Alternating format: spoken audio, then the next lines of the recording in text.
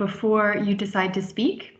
And when you are not speaking, we'd be very grateful if you would mute your microphone, but you're welcome to turn your camera on if you have the bandwidth. It's always lovely to see you. And should you have any challenges with your audio or video, maybe take a quick look at your settings, which you can find at the 3 dots. Also, just so you know, because some of the folks who had wanted to join are having difficulty doing so, we're going to be recording this session so that those who may want to see it later or who may want to use it as part of their teaching can do so. So, without further ado, let's go on to the session.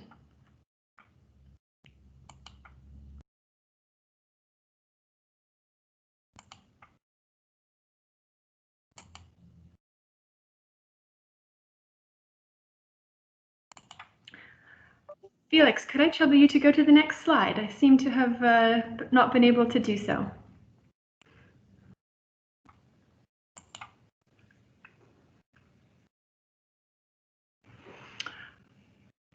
So this is our plan for the day. So besides this very short opening from myself and my colleague, Felix Begerle, we are going to have a very exciting interactive class with your professor, Annette Hublische.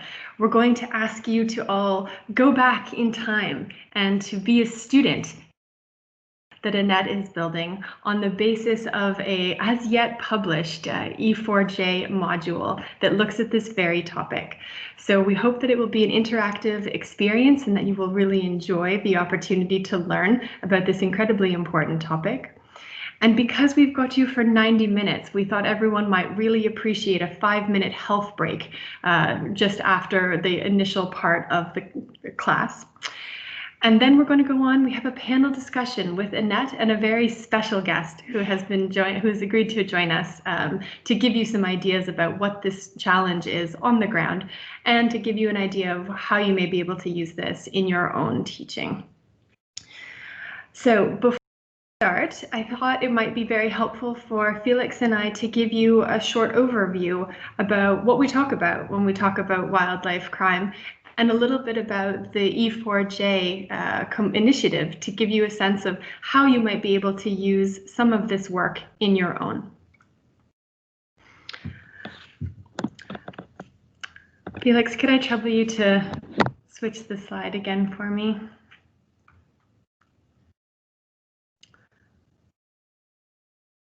Thank you so much. So what do we talk about when we talk about wildlife crime? For many of you who are joining this session, I imagine it's a familiar concept. But for those of you who aren't, when we talk about wildlife crime from the UNODC perspective, we're talking about serious transnational organized crime. Everything from the taking, trading, supply, trafficking, even through obtaining, possession, the consumption of wild flora and fauna that is in contradiction of national or international law. And a lot of this is happening because of the demand. Right? There's demand from a variety of different sectors for the art market, for exotic pets, to meet fashion and cosmetic trends, to furniture and the construction industry for various different hardwoods and tropical woods, including food, medicine, and for various points of collection. So you'll see on this slide the photos of the rhinos, and glass eels, some timber, and some cacti. These are just some of the iconic species that are part and parcel of the illegal wildlife trade. Next. So of course, we couldn't really have a discussion about the demand side without also talking about the supply side. So we also are thinking about why people get involved in wildlife crime. And because this is often serious organized crime, it is profit driven. And there are economic incentives and people who live close to and use natural resources often use these for their own livelihoods. There's of course also a criminal justice aspect, and unfortunately these crimes are still considered low risk and high reward by the criminals who are engaged in it, because many of the criminal justice systems around the world are not up to the task of dealing with the organized crime and corruption that is infiltrating these systems. So UNODC has a global program for combating wildlife and forest crime. And we work in a fashion that we call from crime scene to court. And we work with criminal justice practitioners throughout the entire criminal justice chain, starting with the work on prevention, through detection, interdiction, investigation, with prosecutors and with judges, so that hopefully we can bring good evidence through court to secure prosecutions that lend themselves to good deterrence so that we can ultimately prevent these crimes. On the screen, you'll see a variety of different tools that we've got publicly online. Many of you may be familiar already with the World Wildlife Crime Report. It was published in July of this year, the 2nd, and it contains a lot of information about patterns and trends and some extensive policy implications. And one of the things that we've recognized is there's quite a lot of data missing from being able to have a full picture. And we do this work in conjunction with our dear colleagues in the research branch. We also have a lot of work that we do on anti-corruption. Specifically, we do work with first responders, and probably our flagship publication, I would say, is the Analytic Wildlife and Forest Crime Toolkit, which we use to help countries do a national self-assessment of their criminal justice and prevention responses to these particular crimes. So all of these tools are available online, and we'd be delighted if you could find a way to work them into your teaching as well. So on that note, I think I will turn it over to Felix to tell you a little bit about E4J and how it's an exciting initiative for us because it opens the door to sharing our work and raising awareness with an entirely new group of stakeholders, you, the academics. Felix, over to you. Yeah, thank you, Jenna, and a warm welcome everyone from my side as well. As Jenna said, my name is Felix, and yeah, I have the pleasure of presenting to you for the next 2 to 3 minutes to give you a quick overview of what we're doing under the E4J initiative. So under E4J, wildlife crime is really one of 9 thematic areas, and the main focus of our work is to develop university teaching modules. So as you can see here on the slide, those are the 3 modules that we already have. They're on illicit markets, international frameworks, and criminal justice responses to wildlife crime and wildlife trafficking.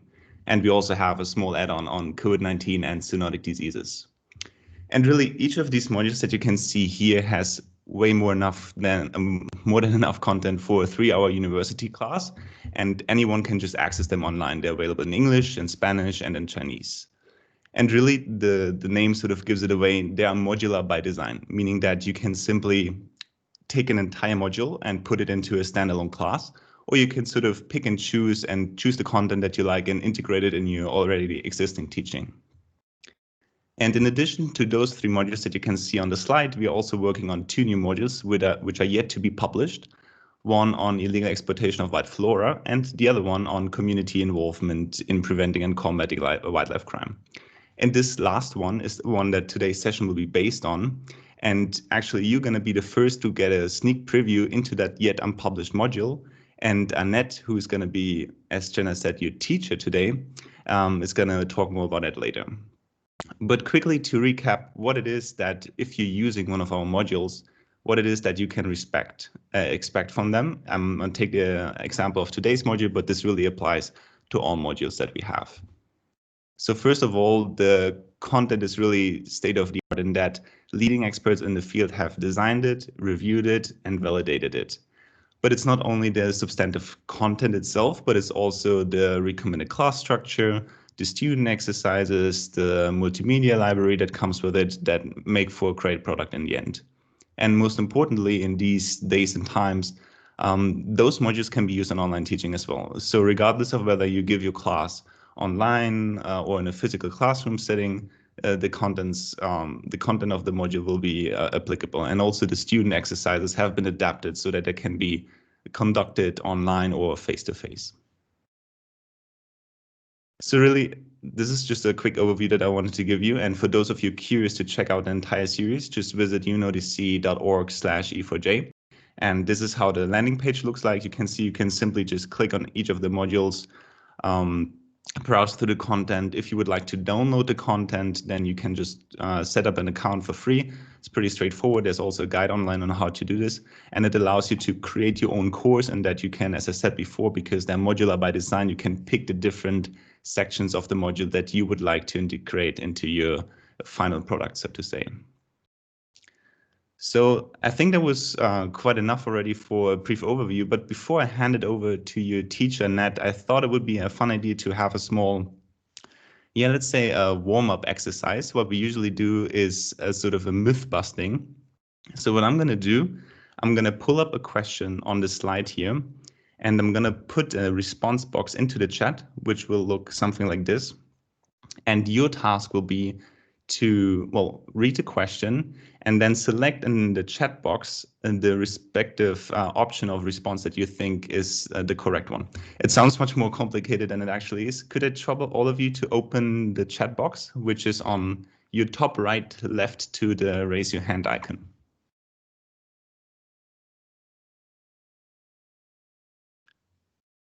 And if all of you found it, I hope so. Let me know if you have difficulties.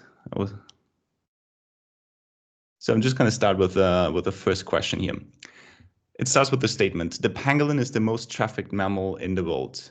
How many species of the scaly anteater live in Africa?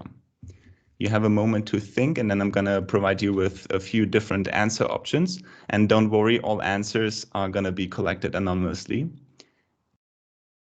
You should have in the chat now 4 different options to answer, and here are the 4 different options on the slide. So if you believe that there are 2 different species of pangolin living in Africa today, then I ask you to choose option 1 and submit your vote. If you think it's 8, choose option 4, and so forth.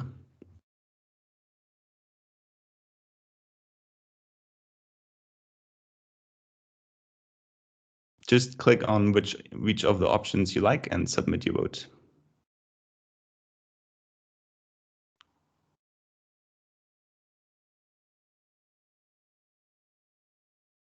Yeah, many of you got this one correct. There are indeed 4 species of pangolins that we know of today alive in Africa.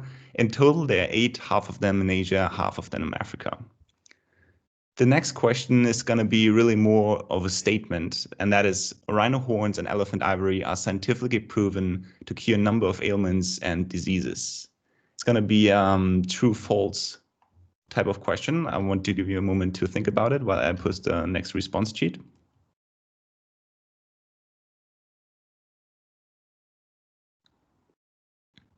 Here we go.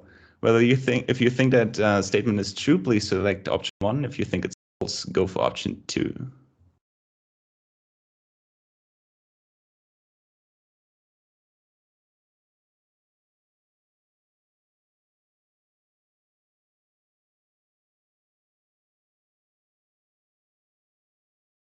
Still answers coming. Super. Yeah, most of you got this correct, the overwhelming majority. There's indeed no scientific proof for any of these claims. 2 more questions to go. The next one is a bit more on international law, to refresh that knowledge as well. In the UN Convention Against Transnational Organized Crime, what do the definitions of organized crime and wildlife crime have in common? Gonna post the question as well.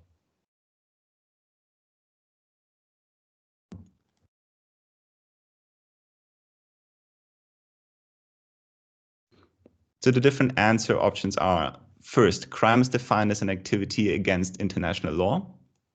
The second is perpetrators must act with criminal intent. Third is harm resulting from the crime must be significant. And the last, they do not exist.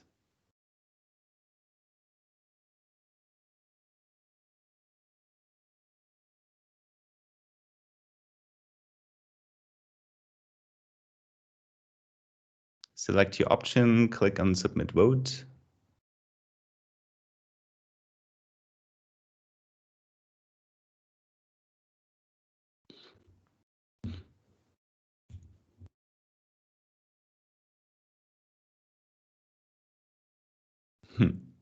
This time, more of you got it wrong than before. So most of you opted for crime is defined as an activity against national law, but the correct answer is actually that crime is not defined at all. So while the UNTOC provides a definition of what is an organized criminal group, there's no definition whatsoever of what is organized crime or wildlife crime for that matter.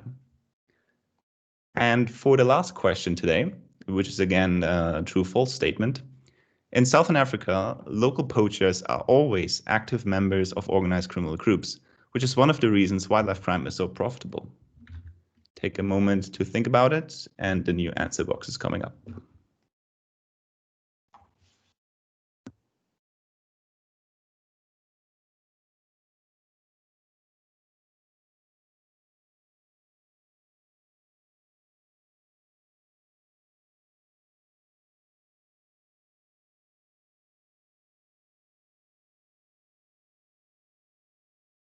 Perfect. Yeah, most of you got answers still coming. Yeah, super. You're on the right track there. So while this certainly happens from time to time, it would be an overstatement to say that local poachers are always active members of organized criminal groups. And I don't want to dig too much into detail here because we actually have an expert, and I much rather have her talk more about the role of wildlife crime poachers and local poachers as such. So I'm happy to give the floor to Annette Hübschler. Annette, if you don't mind, I'm just going to introduce you. Oh, Jenna, do you want to take the floor? Hi, just very quickly, I saw that Monica had her hand. I wanted to make sure that we were able to answer her question before we moved into the other segment. Monica, you have the floor if you have a question.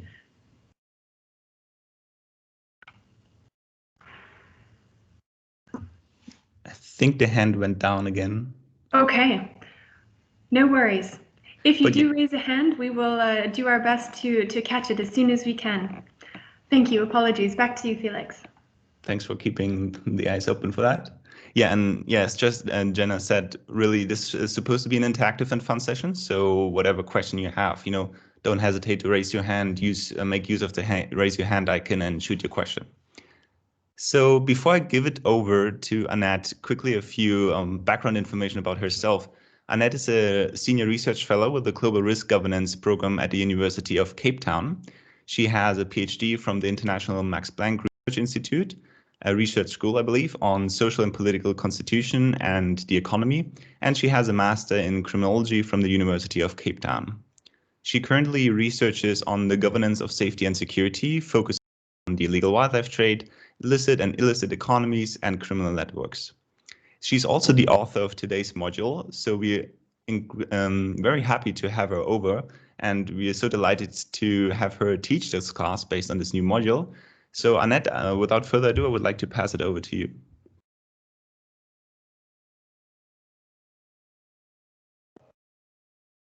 Okay.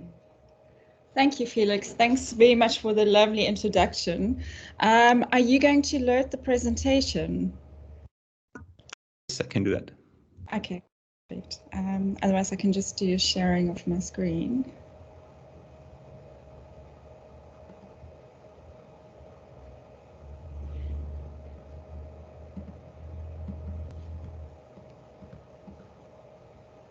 It's coming up. Perfect. Okay. Well, let me start. I'm delighted. I see a lot of familiar names and on the chat box. So very welcome to today's lecture. Essentially, this lecture is based on the E4J module that we are working towards, but the focus of today's lecture is strictly speaking on Southern Africa. I myself grew up in Namibia, so there's some fantastic examples from Namibia that we will be using during today's lecture. Can you change the slides? Am I able to change the slides myself? Yeah, you can just click on request control and it will allow you to change it. Perfect. There you go. Right. Now let's see. Okay, here we go. Okay, so at the structure of today's lecture, I'm going to start off by talking about key concepts and approaches. Then we will delve into structural and other drivers of illegal hunting. Then we will discuss pathways to enhance community action and reduce poaching, and design principles for community-centered responses to wildlife crime. So the learning outcomes of this module, as we envisage them, would be that we all have an understanding of the differences between preventative and reactive crime fighting strategies, that we have an understanding of historic and current exclusion of local communities from conservation governance, management, and benefit schemes, and how this undermines biodiversity conservation. Then also an understanding why local communities are crucial actors in turning the tide against wildlife crime, a general understanding of key community-focused initiatives in the conservation space and the strengths and weaknesses and controversies around these approaches. Then also, to engage with research reports and scholarly literature relating to sustainable livelihoods and community approaches. Right. So the theoretical lenses that we will be using in this module and broadly speaking in today's lecture are based on criminology. There's certain subdisciplines that deal with nodal policing, crime prevention work, then green criminology and conservation criminology. Then in the literature and political economy, there's a lot of work on polycentric governance, which is of relevance to community approaches to wildlife crime. Then we also will look at the social embeddedness of actors within markets and critical security studies, which relies on critical military studies and hybrid governance systems, and then also anthropology. So the basic point of departure for today's lecture is the recognition that the map of power does not lie behind the barrel of a gun, but in the good fortunes of local people that foot the costs of living with or near dangerous wildlife. And why we're using this as a point of departure is that existing approaches predominantly happen after the wildlife crime has happened. So, for example, a lot of law enforcement responses kick into motion once the animal has been killed or the plant has been harvested or whatever form of wildlife crime is involved. And a lot of responses have, in recent years, seen increasing use of violence, the use of force in the prevention and fighting of wildlife crime. So this approach to fighting wildlife crime is more of a preventative one, community-focused one, and where we're acknowledging the power of communities that actually live near protected areas and conservation areas. Okay, so the concept of communities is actually, it's quite contested, especially in Southern Africa. In Southern Africa, white people often are seen as individuals, while Black people are always presented as communities, local communities or rural communities. So we take that on board in terms of using the concept of communities, but it's often very crucial to any definition of communities as a land. So people were tied to specific locations and local customary authorities. So the land issue plays a very important role when we define communities. But we also need to acknowledge that communities are often made up of individuals from culturally diverse backgrounds and also differing social strata, political affiliations, and also from different geographies, from different places. So we need to stay clear of conceptions that a community is in a homogeneous group of people where everybody has the same interests at heart. In terms of Southern Africa, communities have become very, very important constituencies in democratic decision making. So a lot of public participation processes nowadays in most Southern African countries actually involve communities. So communities have to be consulted when new laws are passed, when new regulations are enforced. So the sort of historical aspects of individuals versus community have actually been taken on board. So for the purposes of our module today, communities are defined as a group of people who are tied to a specific location at a specific point in time. Also thought the little image next to my slide here is quite beautiful. So if you want to go fast, go alone.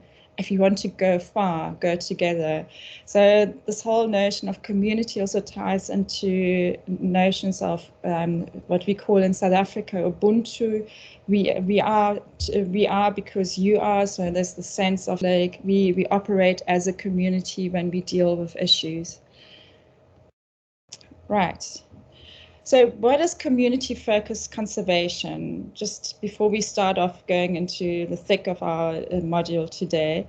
So essentially, community-focused conservation looks at returning stewardship of biodiversity and natural resources to local communities. And this is through a process of participation, empowerment, and decentralization. And this has to, of course, be seen in terms of the historical context where local communities often were dispossessed and marginalized from conservation endeavors, but we'll go into more details about that shortly. So, right. So how do we understand the conservation conundrum? Why are communities so important in fighting poaching and wildlife crime? So historically, we've seen exclusion of local communities, not only from conservation, but also from protected areas management. So tied to, especially in Southern Africa, colonialism often came with always came with the loss of land, natural resource user rights, including hunting rights, as well as access to cultural and ancestral sites. So for example, I can give you a very famous example, the Kruger National Park. Upon establishment, we were always told that no people were living there, but there are many, many cultural sites and archaeological inside the Kruger National Park. And for many, many years, people could not just access the Kruger National Park to visit cultural sites. It's a form of fortress conservation that was in place. Nowadays, people can visit cultural sites once a year. But just to keep in mind that with colonialism and the creation of parks often came big losses for local people living in these areas. So protected areas were created to conserve biodiversity and hold the decimation of wildlife numbers. And just to provide a quick definition of fortress conservation. So fortress conservation became a concept, was coined actually a few years ago, and it relates to conservation areas where people are basically separated from wildlife. So they're being kept outside. Often fences, not just proverbial fences, but physical fences are being built, and people that used to be living in parks or protected areas no longer can access these parks and conservation areas. So what is also quite important to note is that protected areas often benefited the conservation economy. So tourism economies, safari economies, and other economies were built around protected areas, but local communities often bore the brunt of living near these protected areas. So the issues of human-wildlife conflict, so dangerous animals, harmful animals such as lions and elephants living near their homes and near their crops.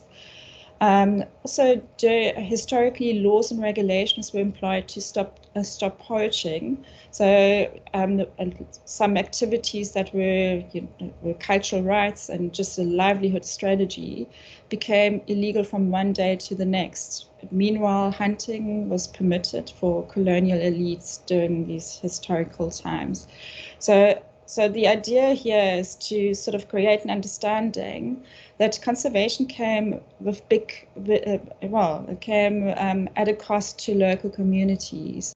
They bore the brunt of this new conservation economy and seldom benefiting in any measure. So losing land, losing rights and access to resources. Moving on, the important aspect, and I've already touched on it, is this notion of contested illegality. So essentially, a lot of people living near protected areas do not always agree with the label of hunting or illegal hunting being a illegal activity. So there's contestation of the law on the books or rule makers and the implementation of the law. So as I mentioned earlier, local people often have been using resources in protected areas. They've been hunting antelope and small buck, and this was a livelihood strategy. And once protected areas were set up, their activities were labeled as illegal. And so not only is there contestation of the illegality per se, but often the rule makers who were colonial rulers were also not seen in they were seen as illegitimate rule makers. And even nowadays, there's still a big disconnect between the rules that are in place and people actually respecting them. When I was doing research into poaching economies about 10 years ago in South Africa, Namibia, and Mozambique, there was also this interesting disconnect between poaching actually being illegal in one country, but it hadn't actually been illegalized or rendered illegal in the neighboring countries. So, for example, in South Africa, trespassing and hunting for wildlife wasn't criminal activity, but in Mozambique, when I was doing research there, poaching was actually not illegal. So it's quite interesting to look at different aspects of illegality and legality and how that impacts crime on the ground. What is also a very important consideration is that legal rules may also diverge from norms and cultural practices. So in a lot of cultures in Southern Africa, it's a rite of passage for a young boy to hunt for an animal. It's like it's their rite of passage. But nowadays, this can only be done against the price tag, or if the hunt takes place in an area where hunting is allowed. So there's a divergence between legal rules and what is socially accepted. Often contested illegality, so like the not believing in the illegality of a norm is also a legitimizing mechanism for important actors.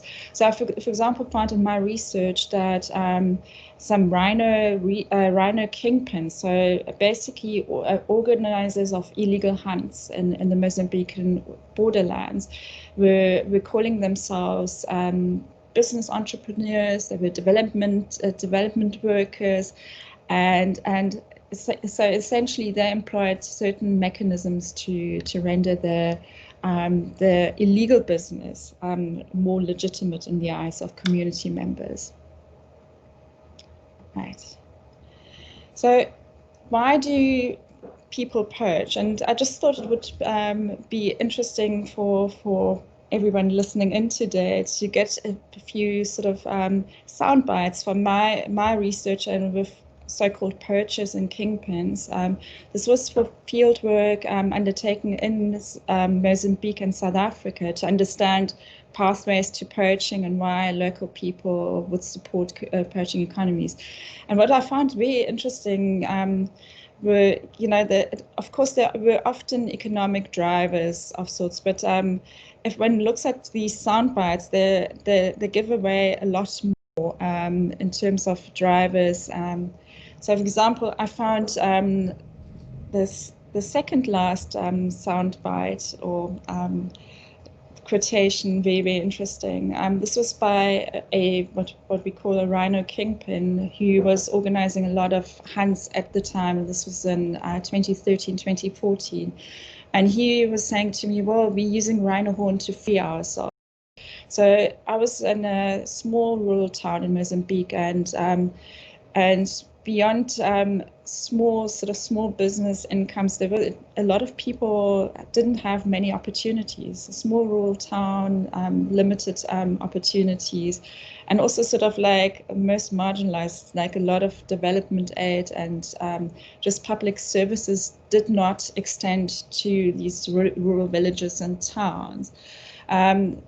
They also get rich young or die trying. It's quite interesting. I mean, this is sort of one of the typical, what would we call it? Often a quote used by gang members, and I mean, a lot of gangs across the world say, well, you know, we're trying to get rich young or die trying. So this kind of image also permeated to rhino poachers in Mozambique and South Africa.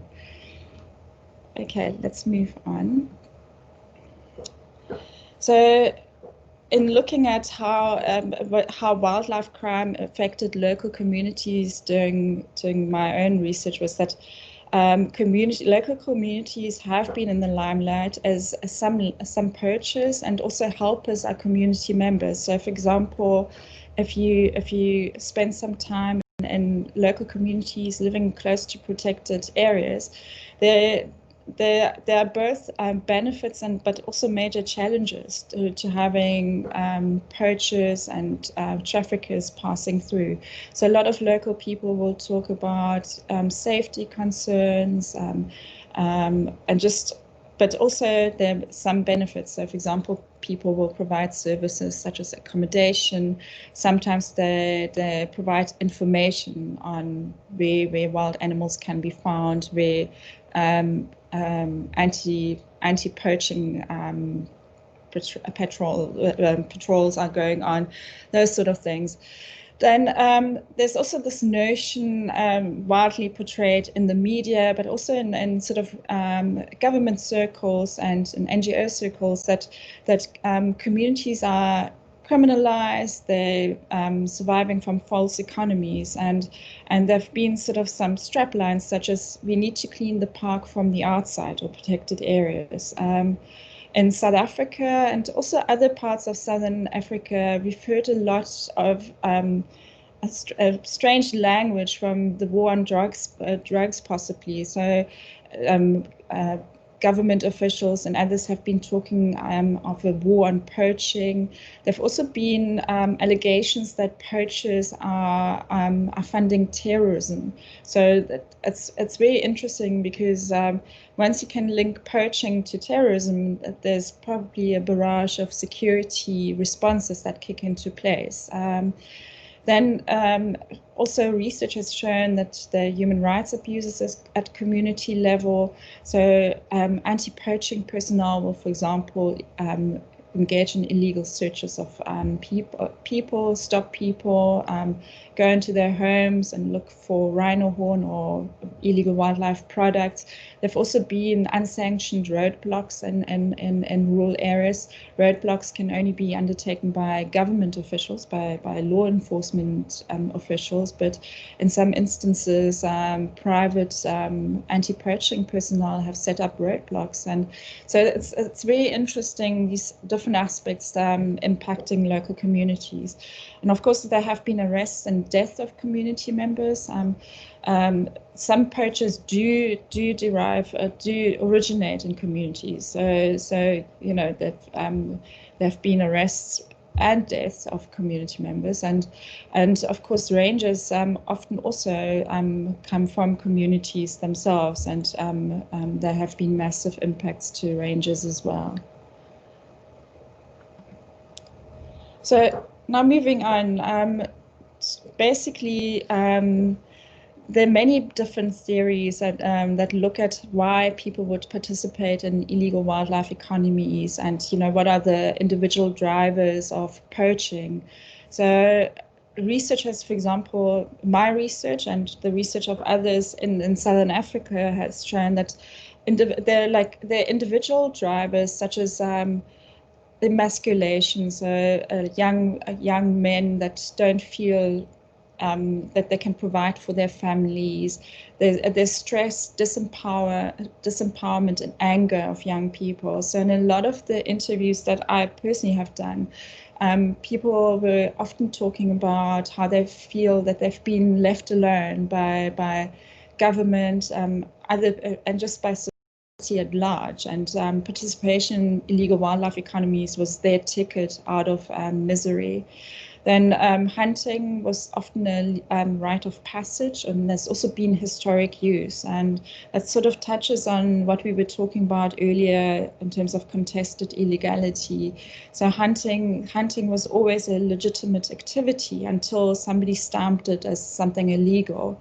You know, of course, it's difficult to say that, you know, the hunting of elephants or rhinos was ever a legal income strategy for local communities, but there's certainly a lot to be said for bushmeat hunting, smaller antelopes, and other use of, for example, also of plant products. Yeah. Then poaching for the cooking pot and pocketbook. So that speaks to people are having surviving from hunting, and also just creating a livelihood out of hunting. What is quite interesting is that a lot of poachers that I spoke to, the younger poachers often poached or engaged in hunting for individualistic reasons. So they were trying to better themselves. They were pursuing a specific lifestyle, so sort of fast living. And then often older poachers were more interested in looking after their family, community welfare. There's a huge aspect of social upward mobility, social welfare, community development, and also some people, poachers, were interested in taking up political leadership. So they saw poaching as a step in the ladder towards this, this ambition to become a political leader.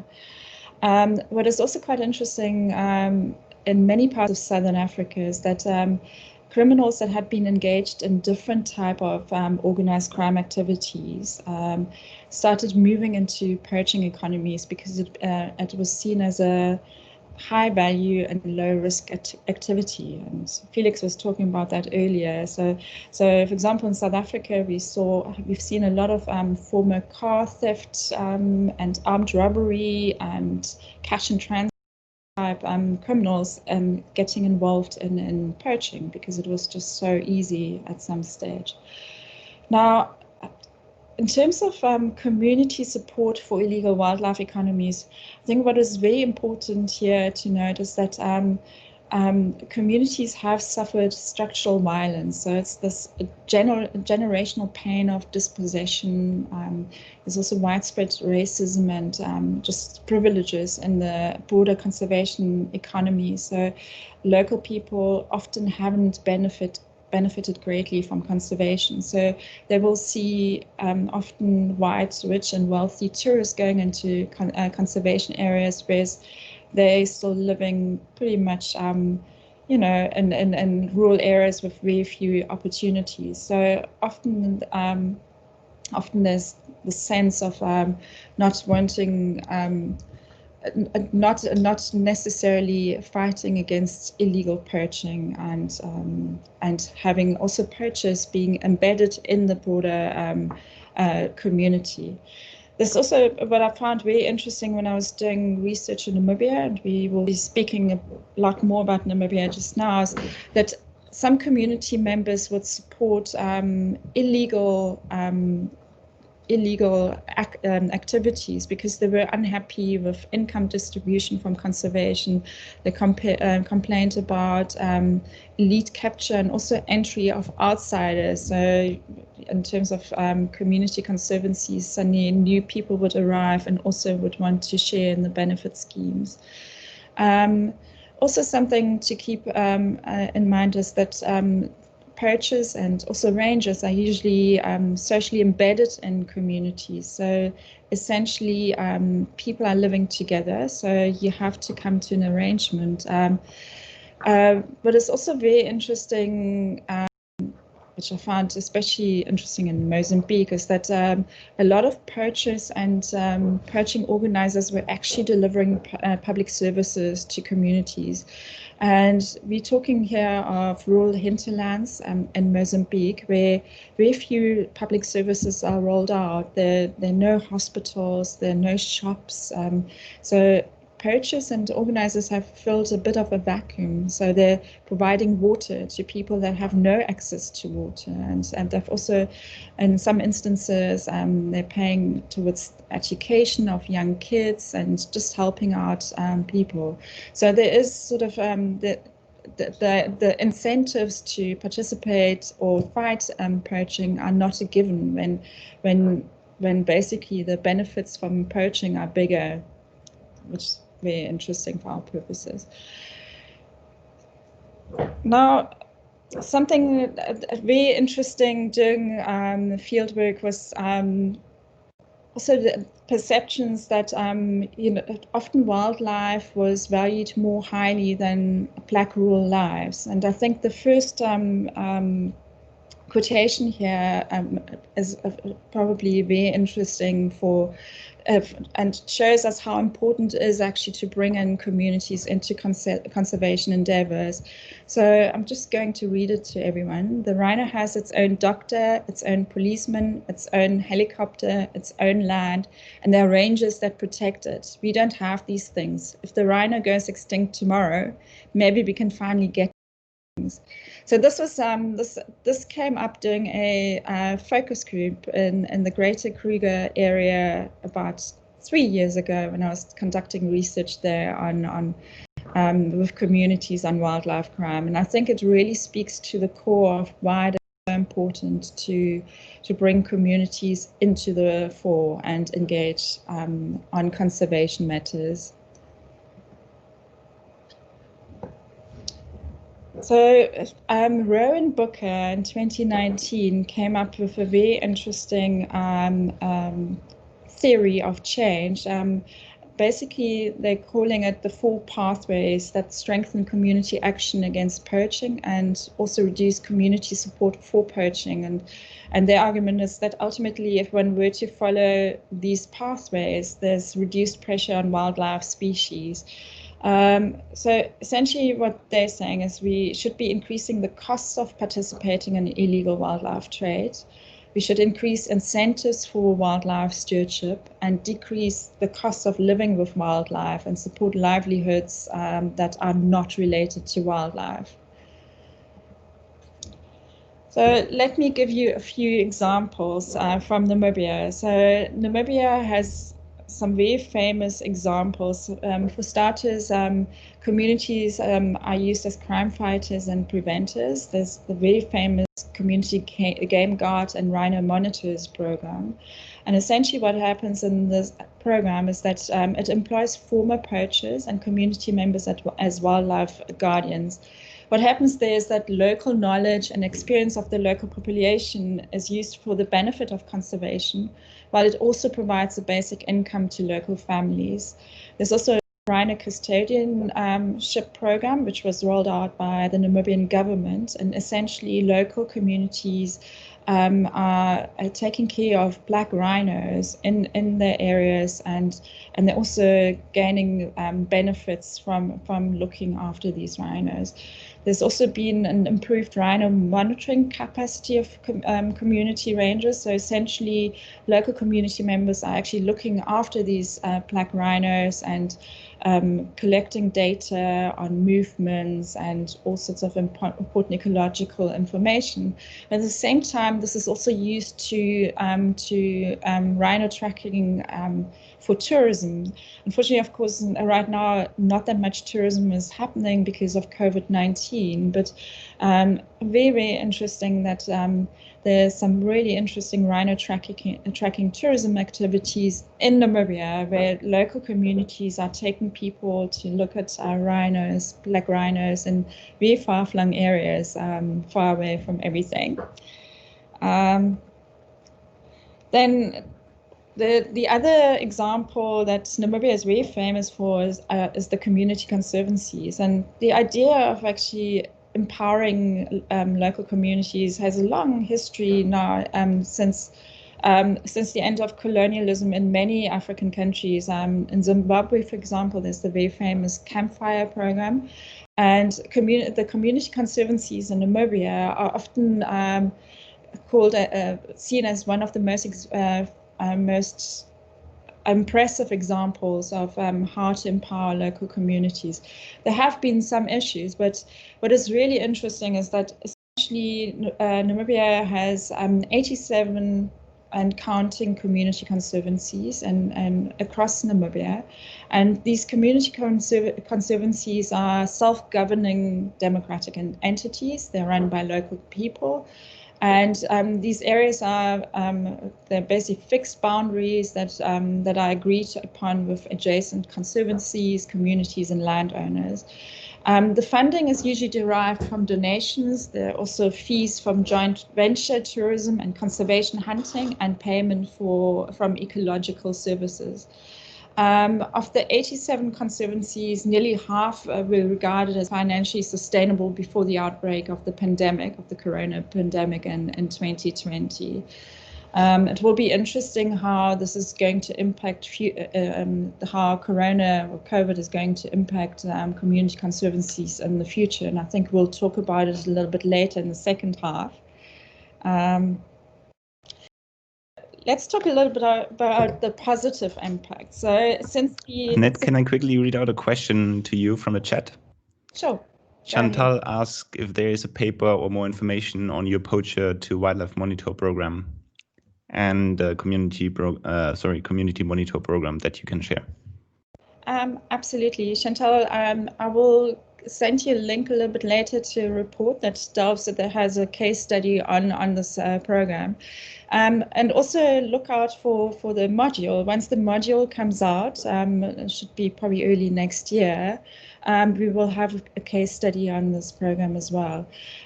Also to mention, there's a really interesting repository called People Not Poaching. It's a web repository, and they have a lot of case studies that speak to wildlife monitoring programs and other community initiatives aimed at curbing wildlife crime. So we'll have a lot of these examples in the final module. Okay, so let me return to my case study on the Namibian conservancies. So what was very interesting is that there have been numerous positive impacts. So for example, Namibia has recorded a population growth, elephant population growth from 7,500 individuals to more than 20,000 individuals by 2016. Then lions have expanded their range. Then also Namibia has the largest population of free-ranging black rhinos in the world. And even though there was a bit of an increase of poaching between 2014 to 2016 in Namibia, poaching has decreased. And there are a couple of really interesting examples where local communities actually caught poachers in community conservancies and took them to the police. So that's very interesting. There's been direct tourism, security, and conservation-related employment for community members, and there's also been support for schools, small businesses. There's been meat from hunts that has gone to local community members, and there's also been a bit more of a market for crafts and indigenous local products. So there have been quite a few interesting and good impacts, and some of them are structural. So basically supporting schools and small businesses, that's like building a future. And then the direct, the wildlife growth numbers, that's quite amazing in itself. But there've also been challenges. So people have been complaining that some of the conservancy committees, there's a lack of accountability and transparency in some places. People have also complained of elite capture. So some decisions are taken and there's no bottom-up process involved. There's also been allegations of nepotism and corruption in some of the conservancy committees. And I think something that's will be very important for the future, and especially after the pandemic, is that a lot of these community conservancies rely on tourism and hunting income. And of course, now with COVID, basically community conservancies haven't had much of an income for the last 9 months. And another critique that has been raised is that sometimes the benefits do not reach the most marginalized, which are usually women and youth. So every model has its pitfalls, but I think there's a lot to work on for the future. So here's a short overview of some of the factors that might actually encourage participation in illegal wildlife economies, and factors that encourage participation in legal wildlife economies. And I think it is quite important that when looks at, broadly speaking, at regulatory and governance issues, but there are also broader social issues. So I think I'm just going to go through 1 or 2, and the rest you can pursue later during reading and through the study. So what we often found in our research is that when conservation laws and regulations reinforce apartheid or colonial boundaries, mentalities, and governance systems, then communities are often not included or not favorably disposed to conservation outcomes. Factors that encourage participation in legal wildlife economies, on the other hand, would, for example, see that land claims are settled. So I spoke earlier about some protected areas being set up on land to local communities. So, for example, the Kruger National Park is the world-famous South African signature park. There are more than 16 land claims on the Kruger National Park at the moment. So it's about half of the territory of the Kruger National Park. So, for example, for the Kruger National Park to move forward, it's quite important to make sure that land claims are settled. And this doesn't mean that, the land necessarily has to be returned. There can also be equitable redress or other methods of restitution. But also it's very important is that land and natural resource use restored or negotiate, and then access to cultural natural heritage sites is very, very important. So when you have the typical fortress conservation type approach to conservation, often local communities cannot access grave sites, so graveyards or ancestral sites, and this is very important. You cannot deny people their right to go to these sites. So yeah. Then another very important aspect is that community empowerment and benefits should not only be devolved to elites. And I think that is a big problem with a lot of conservation models, that often if local people are involved, it's usually just through some traditional leadership or political leadership. And it's very important that community structures are involved, they're accountable, they're equitable, participatory, and the benefits should also be direct. Indirect benefits are often very difficult to explain and monetize. So yeah. What we also found in our research is often that intra and inter-community conflicts can have a negative impact. So often when there's lots of community conflict in the community, then people will also be more inclined to participate in illegal wildlife economies. Whereas if there's sort of more inclusive and broad-based economic transformation in place and community empowerment is sort of mainstreamed into conservation actions, then there's a lot more participation. So let me give you, in the module, we talk about different models that have been applied to basically make conservation more just and reduce poaching. And one such model is the pragmatic conservation model. And essentially this model provides design principles on how to center communities.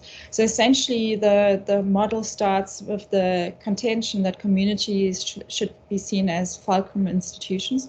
So essentially, what is a fulcrum institution? A fulcrum institution is an institution that really holds the key to changing something. So, for example, if we're looking at wildlife trafficking, we know that as Jenna introduced to us earlier, there are many different nodes involved. So you have the source, you have supply and demand aspects of a supply chain.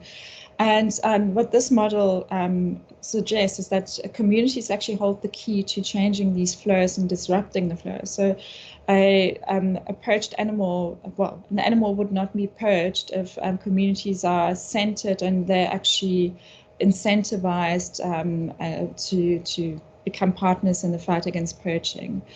An important aspect here is also that live wildlife species are rendered more valuable than dead ones to local communities. I gave the example earlier that a lot of local people don't have much of a benefit from conservation initiatives. So the tourism income, for example, doesn't trickle down to communities. So it's quite important that communities also benefit from the whole conservation economy, and there is no elite capture. It doesn't just go to the top honchos and conservation and enterprises. Then there's also a sense that we need to start thinking differently about poaching and anti-poaching strategies.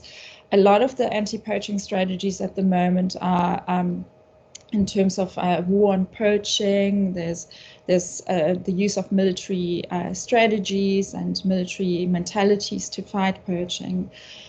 So there, the sense is that we should be focusing more on how can we actually engage and center communities instead of just focusing on anti-poaching and criminalization. Then very important aspect is also the establishment of inclusive institutions, that a regulatory intervention should entail positive outcomes for local communities. I don't want to give too much more detail here. I think you can read up later in the module. Let's move on to the next slide, because I think we should be moving into our break quite soon. Yeah. So one of the proposed class exercises that we have, and I'm not expecting you to do this right now, but basically, you could visit the website of the Namibian Association for CBMNR Support Organizations, NACSO, and select a community conservancy, and then just compile a profile of this conservancy. You have a wide choice. There are 87 conservancies. And a question to consider here, or several questions to consider: how does this conservancy finance itself? How many people are directly and indirectly employed in this conservancy? What is the status of wildlife in the conservancy? And how has the outbreak of COVID-19 influenced the fortunes of people and wildlife in that conservancy? So I found the NACSO website extremely interesting, because they've painstakingly gone through the data and looked at, wildlife numbers and direct benefits, indirect benefits to communities. So I think this is a very important exercise to try and understand a bit more of what happens properly at grassroots level. Right, so this is the end of the lecture. So essentially the main aspects here, to the take home from this lecture, is basically to say, well, there are different ways of bringing communities on board, but we really need to center them in our responses. They have been broadly ignored in other crime responses to wildlife crime. So you will see, for example, the criminal justice responses often don't incorporate local communities. So there's usually, basically let's arrest poachers and move on. And we seldom deal actually with the root causes for offending and the broader social environment. So the sort of community-centered approach to poaching, reducing poaching, is one that sort of engages deeper with structural drivers and just provides a better understanding.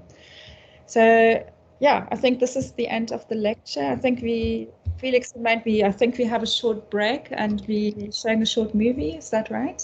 Actually, well, first of all, thank you for this great presentation. And we decided to go ahead to catch up a bit with the time that we lost at the beginning. We told people to feel free to, stretch and drink in between if they want to. So I'd say we continue straight away and you introduce our special guest. And also I wanted to highlight one of the questions that was put in the chat. I'm not going to read it out now, but Annette, if you maybe could just open your chat box. Yes. I think this might be a great question to integrate in your interview. Okay, perfect. Okay, great. So let me introduce you all to Simpson Urikop. Simpson, are you here? I'm just listening. Okay. I'm on.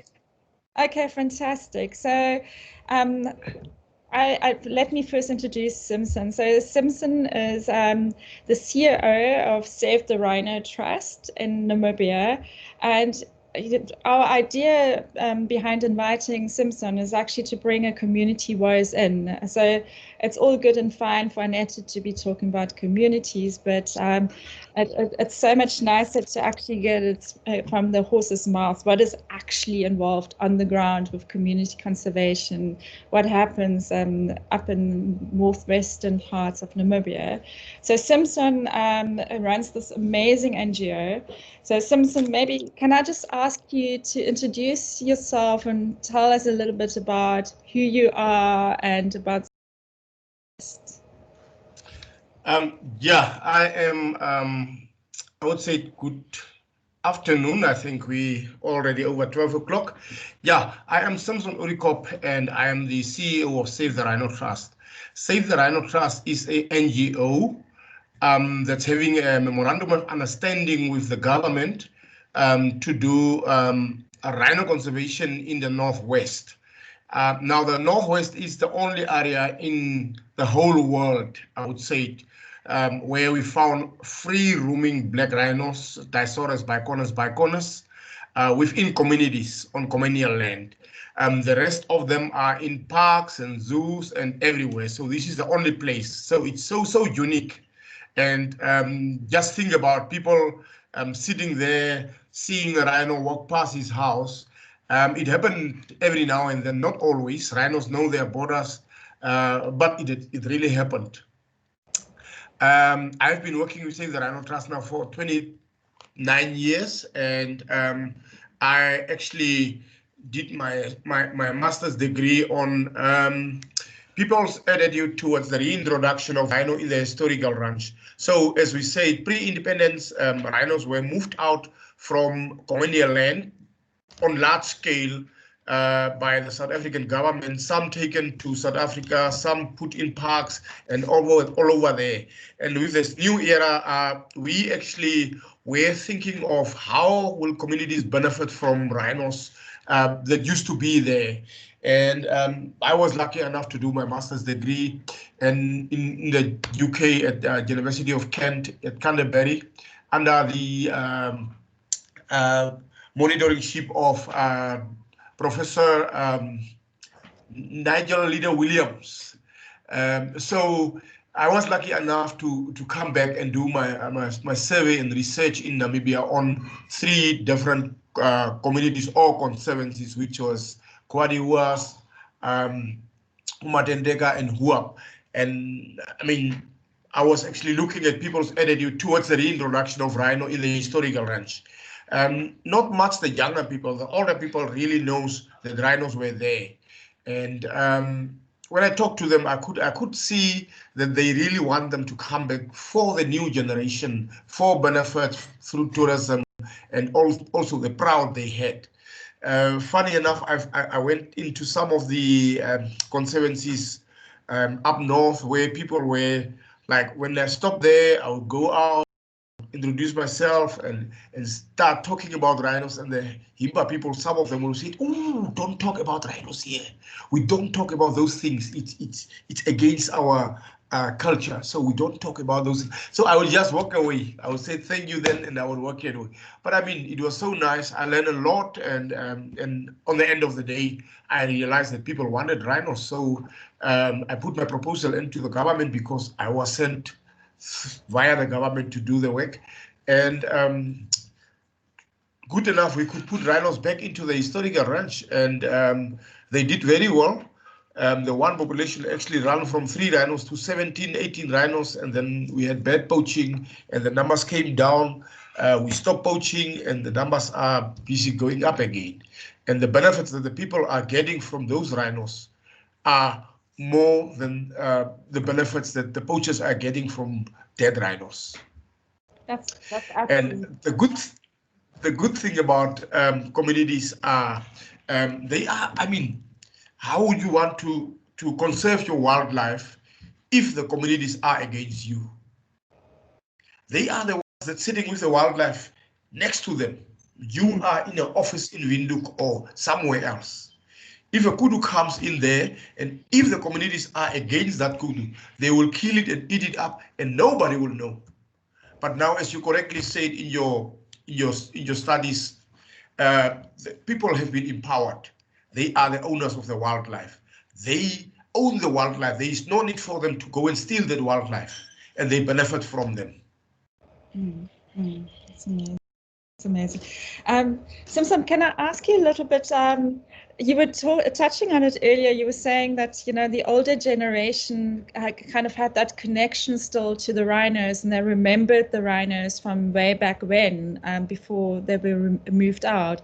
Do you find that the younger people are also finding this connection now to rhinos and the wildlife again? Is there sort of this connection? Yeah, I mean, older people tend to learn the younger generation on life. Okay, we send kids to school, and one or other time they just live and go and live in towns. But there are still generations that's back home. And the good thing is the big lodges and actually tourism booming in the Northwest actually keeps some of the younger generations back into the area. And they have got the interest now. They become guides, lodge managers, waiters, whatever. And these are the people now that's on our side, or on the good side, saving all these animals. And I mean, the older people are sitting there today, and they will say to you, "It was us saving this for you. You have to save them now from here." You know. So it's an ongoing thing. But yes, the new generation are also up and against poaching, and they want to save all this wildlife. Because if we talk about tourism, like now in this COVID-19, how many lodges have closed down? How many youngsters are now lying and waiting for the jobs to come back? Yeah. And you know, it was a big cut, big cut, and it's because of this wildlife that the lodges are there. It's because of this wildlife that tourism are booming in the region. And it's because of these people saving the wildlife that tourism is also booming. You know, Simson, that kind of takes me to the next question. I was going to ask you something similar, but I see Joris van Dersa has also asked it.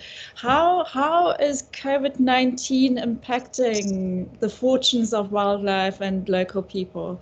Obviously, there hasn't been that much tourism coming through especially to the northwest and parts of Namibia. Even though it's so sparse, I suppose COVID protocols would be easily observed in these far-flung areas. But yeah, can you tell us a little bit more of the impact there? Yeah, COVID-19 impact was very high.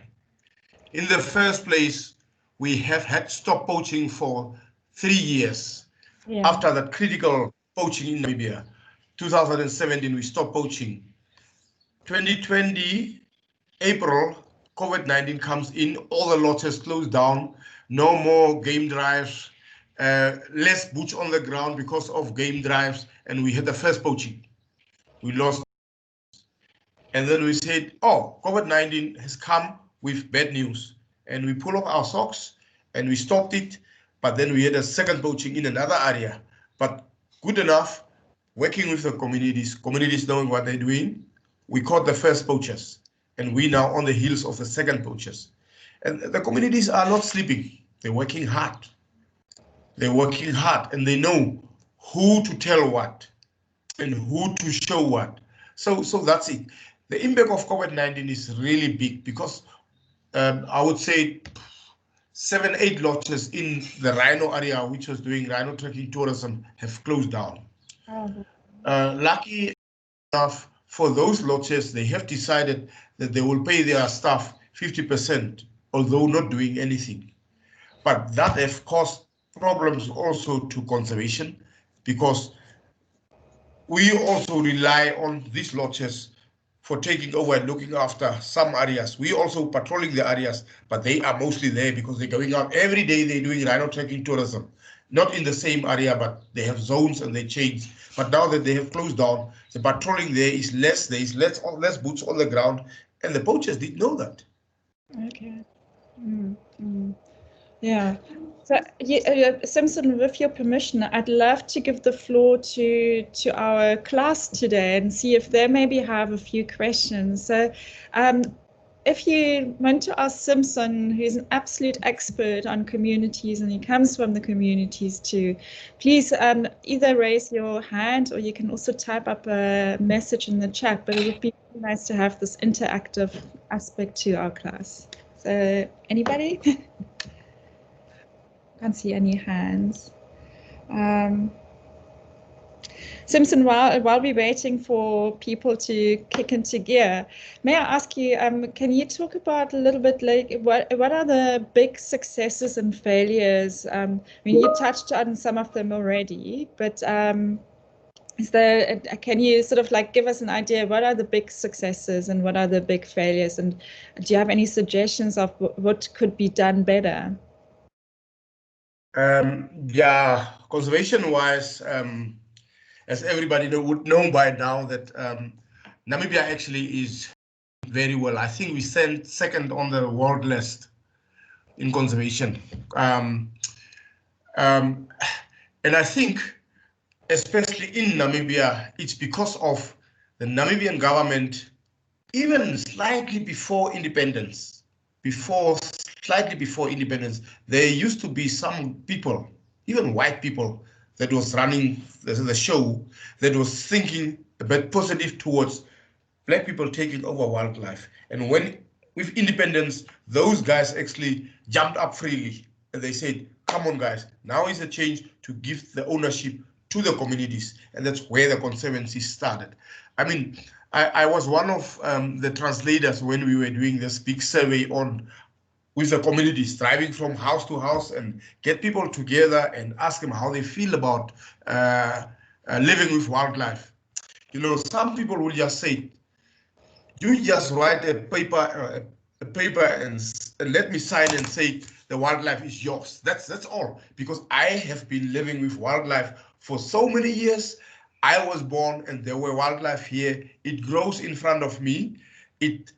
I had them with my cattle.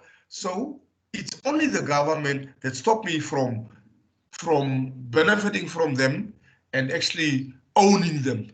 But now if the government said, you own the wildlife, that's a big thing for us. So the people grow up with this. And when the conservancies were formed, people were very happy. And they took the ownership over. They came up with the benefit distribution plans, the management plans, and everything. So therefore, the communities, because they own the wildlife, they're benefiting from the wildlife. It's their wildlife. And I mean, I will not let my cattle still stolen by somebody that I don't know. I will definitely make sure that he got arrested and go to jail. So that's actually the success we had with our conservancies. Okay, we had big droughts coming in. We had wildlife. We lost wildlife with the drought, but that again is natural catastrophics. I mean, there's not much that we can do about it. But still, the conservancy and the community decided and said, because of the drought, we lost wildlife. we will suspend hunting. You see, meat hunting, trophy hunting, not trophy hunting, but meat hunting for own use. We will suspend that. We will not do hunting until we had proper rains and the numbers recovered again. So you see, it's a very positive thinking from the community. They manage the wildlife. And then trophy hunting is 5, 6 animals, but it brings money in for the communities. So they can still keep their community game guards up and running and monitoring with that little money that they are getting. And then comes the crisis funds from the government and WWF and whoever who also help. So, but killing or shooting at this moment for own use is out. And it's not us forcing that onto the communities. They decided themselves. And I was in meetings where the community committee said, we don't want to hunt now for own use. We suspend it until numbers recovered. That's amazing. Simpson, we've got 2 more questions. So Jenna wants to know, are there any other livelihood options in northwestern Namibia for communities living with wildlife, other than tourism and I suppose hunting as well? And then if COVID continues to have this impact on tourism, what can be done? And then the other from Sylvia, and she just says, do communities face human-wildlife conflict with rhinos, for example, like they do with elephants, where there's crop destruction? And yeah, so that's from Sylvia. So the first question is about other livelihood strategies, and the second about human-wildlife. Okay. Our people are, the Himba people are pastoralist. They had sheep, goat, and cattle, and they're moving around. But other people are staying in places. But there they also farming. So farming and cultivation is the second options they had. But due to the drought, farming has dropped quite a lot. But people are now trying very hard. And with COVID-19, I can see now these days, when I'm driving around, I see a little garden in the backyards of everybody. So people were encouraged to plant vegetables and stuff like that. It's not big money, but it still keeps people going. And with the income from selling goats and sheep and things like that, and the government is also helping them with the drought relief, fodder and stuff to keep their livestock going, so that they can get something in from them. Others are selling wood, controlled dry wood for fire. Actually the main things that people are doing. Animal wildlife conflict is a big issue. It's only that people actually accept the fact that the lions belongs to them that caused the problem.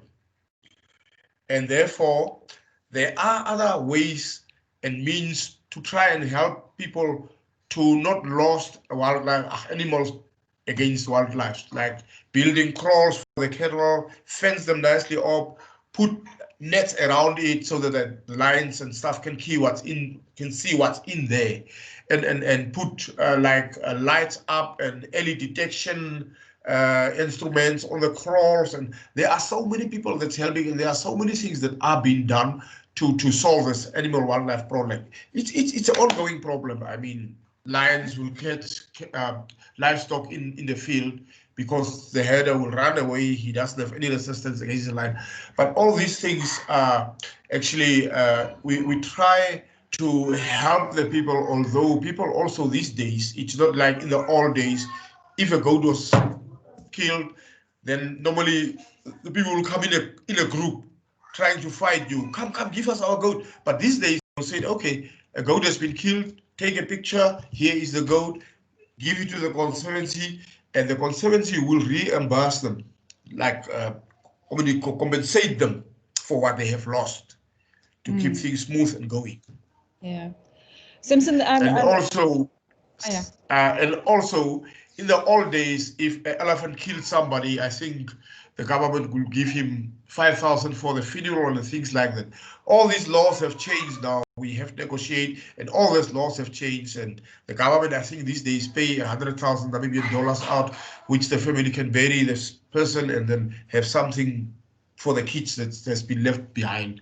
So it's it's a big problem, but it's been worked on all along. Rhinos specifically, there's not human-wildlife conflict with them necessarily. I mean, black rhinos are... Rhinos, yeah, rhinos, I think, know their borders somehow. And they know the big problem, actually. Here and then you will see a wandering rhino come into the village or on the outskirts of the village and then walk away. But it's not really a conflict, even not with food, because I have been studying that. Actually, the good thing about this, rhino story was when I did my study, there was a question that I asked the people, where do you want the rhinos to be offloaded if we bring them in, and why? And then they would tell me, in the Club River, in the Huab River, because there is enough food, they used to live there, they didn't have problems with us, there is water, and so on. The people really, the communities really know what they were talking about. They know. And it's working out perfectly after we follow their advices. Yeah. That's amazing. I think we have one final question from Katarina. She says, I fully agree that community-centered approaches are an important angle for tackling IWT, but many approaches with communities are also dependent on governmental decisions. So, for example, access to land and ownership. And she says Namibia is a good example with CBNRM, but how do we deal with these limitations in other countries like South Africa? Simpson, do you have any advice there? Yeah, I mean, South Africa, as you correctly said in your study, South Africa was a problem. There was no negotiations. It was said that this will be Kruger Park. And it's because of that that poaching is still strong today in Kruger Park. It's the hate and the revenge that people are having. It was our land, so we will help the poachers to get back there, you know. But I mean, if there was negotiations, speaking with citizens, people, actually it happened a bit with Etosha, but Namibia, the government sit down with the people and they know that these people were living there, and there are ways that we are working on that now, even giving them the farms on the fringes, on the borders of Etosha. It's marked out for the Haitian people. So if that can be done, sit down with the people, talk to the people, make them understand why this happened. It's not really the fault of the people, us, that's living today, that happened. Actually, it's the older generation. And today's generation is thinking more positive than those guys that just wanted to take. I mean, so we need to negotiate. And also the good thing about Namibia on colonial land is the traditional authorities, they have the rights. They are the custodians of the land, and they can decide what's happening on the land. And therefore, like in my case with Save the Rhino Trust, I do have a traditional authority group that includes all the traditional authorities in the area. I raise funds, get them together once or twice a year. We had a meeting. I think we're sort of running out of time. I mean, this was also so amazing to listen to you, Simpson. I think there's so many lessons to be learned, and we're just hoping that a lot of that can translate to a more just and equitable conservation approach and fighting poaching in the post-corona world. I think let me go over to do you have some final words, maybe, Simpson? I mean, just basking in all the wisdom that you're passing on to us. So maybe just to give a final word and then pass back to Felix and Jenna. I'll just say thank you for listening to me and for all the students, for the interest and the questions they ask. And I mean, conservation is always a good thing. And I mean, you learn every day and you go forward. So thanks for listening and thanks for inviting me to this. And thank you. It's been thank you. Such a pleasure. Well, it's my turn to say a very big thanks to Annette and to Simpson for joining us and and to, bringing to life some of these really critical issues of our time. And the entire E4J dialogue series is really, and the entire E4J initiative is really about trying to, inspire the next generation to, adopt a culture of lawfulness. And I think when we talk about wildlife and forest and fisheries crimes, the communities are key interlocutors, and we cannot have sustainable development if we do not have inclusive development.